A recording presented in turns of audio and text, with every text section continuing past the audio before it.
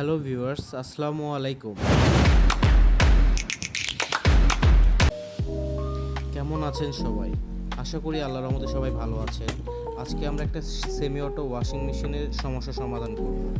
তো মেশিনটা আমাদের কাছে যখন আসে, আমরা চেক করে দেখি মেশিনের ওয়াশ স্পিন কোনোটাই কাজ করছিল না। তখন আমরা ক্যাপাসিটারটা চেক করি এবং দেখি ক্যাপাসিটার মান কমে গেছে। আসলে ক্যাপাসিটারটা আগে আমরা চেক করেছিলাম, যার কারণে আমরা ভিডিওতে অ্যাড করতে পারি নাই।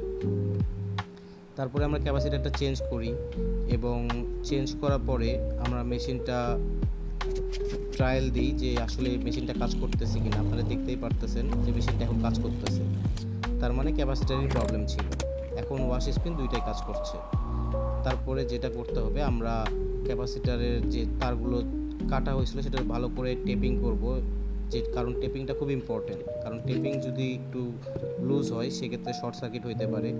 তারপর আমরা ক্যাপাসিটারটা খুব সুন্দরভাবে আটকায় দিব এবং তারপর আমরা লাস্টবারের মতো আরেকবার ট্রায়াল দিব যে মেশিনটা আমাদের আসলে ঠিক হয়েছে কিনা। তো ভিউয়ার্স, আমরা এরকম আরও এসি, ফ্রিজ, ওয়াশিং মেশিনের কাজ আপনাদের সামনে নিয়ে আসবো। আপনারা আশা করি এটা দেখে শিখতে পারবেন এবং